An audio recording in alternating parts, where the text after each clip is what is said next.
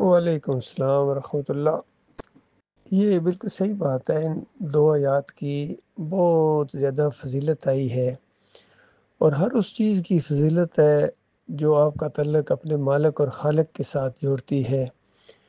جس طرح سورہ فاتحہ کا ایک انداز ہے، کس طرح قرب حاصل ہوتا ہے، اور کتنی زبردست آیات ہیں اللہ کا قرب حاصل کرنے کے لیے، اللہ کے قریب کرنے کے لیے۔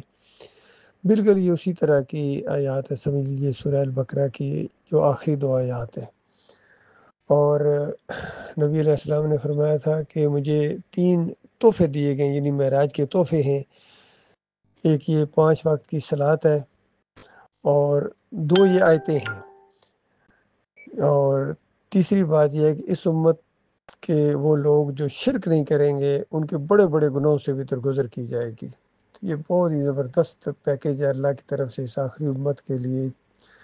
اور اگر آپ ان آیات کے اوپر غور کریں تو بہت ہی یعنی لطف محسوس ہوتا ہے۔ مالک تصدیق فرما رہا ہے کہ آمن الرسول بما انزل علیہ من ربہ والمؤمنون، کہ میرا یہ رسول یعنی آخری رسول محمد صلی اللہ علیہ وسلم، اور جہاں تک یہ پیغام پہنچا، جتنے صحابہ کرام ہیں اور جہاں جہاں تک یہ دعوت جائے گی، سب اللہ کے اوپر ایمان لائے۔ اور پھر ایمانیات کی وہ ساری باتیں اس میں بیان کی گئی ہیں، ملائکہ پر ایمان، اللہ کی کتابوں پر ایمان، اللہ کے رسولوں پر ایمان، اور رسولوں میں بالکل وہ فرق نہیں کرتے ہیں، یعنی کسی کو گھٹانا کسی کو بڑھانا یہ نہیں ہے مومنوں کا کام، سب پر وہ ایمان رکھتے ہیں، اور جو بھی کتابیں نازل ہوئی ہیں اس پر ایمان رکھنا۔ اور ملائکہ کہ اللہ کے یہ کارندے ہیں، اور اللہ کے حکم سے نظام کائنات جو بھی اللہ تعالیٰ چلا رہا ہے ان کے ذریعے، یہ اللہ کی بہت ہی مقرب لوگ ہیں اور اللہ کی نافرمانی نہیں کرتے ہیں۔ تو پھر مومنوں کی خاص صفت بیان کی گئی کہ ان کے سامنے جب اللہ کی بات آتی ہے تو کہتے ہیں سمعنا واطعنا۔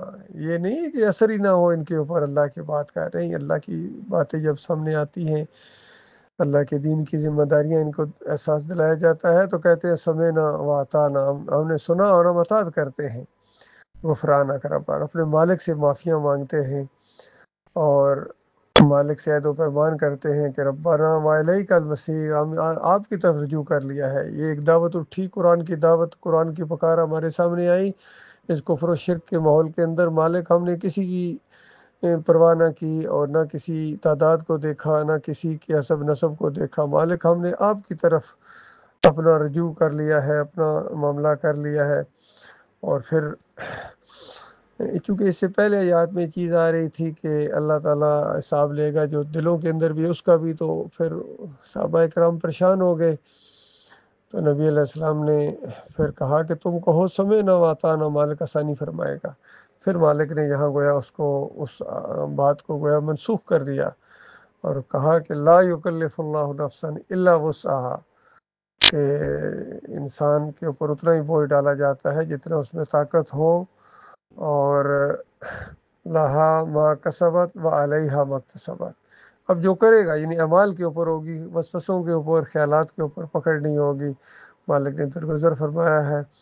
اور پھر مومنوں کا یہ قول نقل ہوا ہے کہ اس طرح دعا مانگتے ہیں، گویا تعلیم بھی دی جا رہی ہے، ربنا لا تؤاخذنا ان نسینا او اخطانا۔ مالک کی بھول چوک ہو جائے، پوری طرح ایمان کو سمجھ بھی گئے ہیں اور سب کچھ بالکل واضح ہو گیا، پھر بھی بشر ہیں مالک، ہم سے کتنی خطائیں ہوں گی، اپنی عاجزی اور اپنی کمزوری کا ہم پوری طرح اعتراف کرتے ہیں۔ ربنا، اے ہمارے رب، ولا تحمل علینا اصرا کما حملتہ علی الذین من قبلنا۔ مالک پچھلی قوموں کے جو واقعات آپ نے بتائے ہیں، ایمانداروں کے اوپر بڑی بڑی سختیاں کی گئی ہیں، بڑی بڑی آزمائشوں میں ڈالے گئے ہیں، مالک ہمارے اوپر رحم فرما، ہمارے اوپر وہ بوجھ نہ ڈال جو پہلے لوگوں کے اوپر تو نے ڈالا تھا۔ تو جو لفظ اس میں بولا جاتا ہے، مالک کہتا ہے اوکے اوکے، یعنی بالکل اسی طرح ہوگا، تو گویا دعا قبول ہوتی ہے، یہ بہت زیادہ قبول ہونے والی دعا ہے۔ اور پھر کہا گیا کہ واعف عنا واغفر لنا وارحمنا، کتنی محبت کے یہ الفاظ ہیں جو اپنے مالک سے کہے جاتے ہیں۔ مالک ہمارے ساتھ نرمی فرمائیں اور ہمیں معاف فرمائیں اور ہمارے اوپر رحم کریں۔ انت مولانا، بس تو ہمارا مولا ہے، تو ہمارا آقا ہے، تو ہمارا مشکل کشا ہے۔ جو یہ علی رضی اللہ عنہ کو مولا مانتے ہیں، جس طرح بڑی جھوم جھوم کے یہ علی انجینئر بھی کہتے ہیں، اور طارق جمیل بھی، اور طاہر القادری کا تو کہنا ہی کیا. تو یہ اصل میں اللہ کو یہ مولا نہیں مانتے ہیں، یہ اللہ کے ساتھ شرک کرتے ہیں. یہ شرک ہے، اللہ کے ساتھ کسی اور کو داتا کہنا، کسی اور کو دستگیر کہنا، مشکل کشا کہنا، حاجت روا کہنا، اور کسی اور کے بارے میں یہ عقیدہ رکھنا کہ یہ براہ راست سنتا ہے. اللہ نہیں سنتا ہے ان کی براہ راست، اور یہ مرنے والے ان کی براہ راست سنتے ہیں. اندازہ لگائیے کس طرح ان کی ہمت ماری گئی ان مشرکوں کی.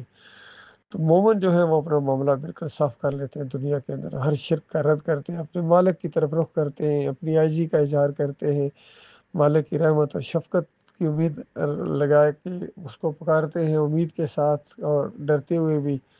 اور پھر دعا مانگتے ہیں مالک سے آخری، چونکہ کشمکش ہو رہی ہوتی ہے. گھر بیٹھنے والے نہیں ہوتے ہیں، یہ دعوت دینے والے ہوتے ہیں کفر و شرک کے اندھیرے کے اندر. ایمان کی شمع جب روشن کرتے ہیں تو ایک کشمکش شروع ہو جاتی ہے، گویا آغاز ہو جاتا ہے اس بڑی جنگ کا.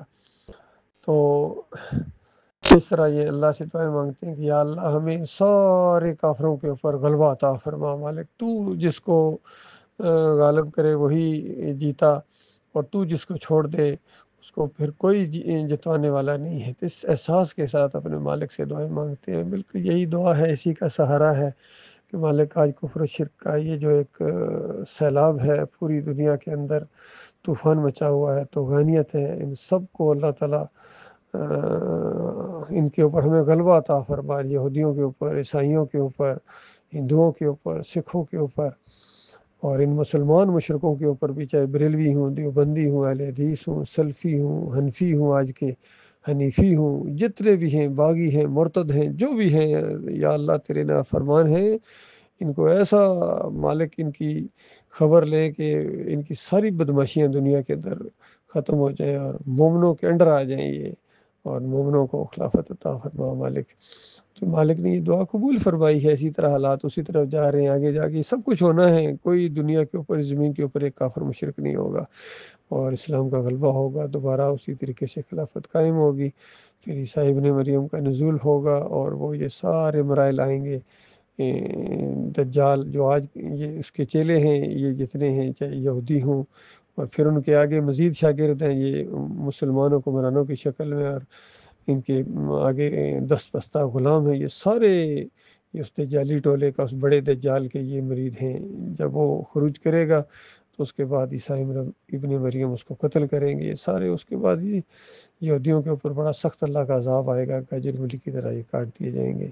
اس کے بعد پھر آہستہ آہستہ مومن بھی اٹھتے جائیں گے، اور پھر ایک وقت آئے گا کہ کوئی مومن زمین کے اوپر نہیں آئے گا. اس وقت کافر مشرک دندنا رہے ہوں گے، اور خرمستیوں میں گم ہوں گی کہ سور میں پھونک مار دی جائے گی. یہ اینڈ ہے اس دنیا کا بھائی.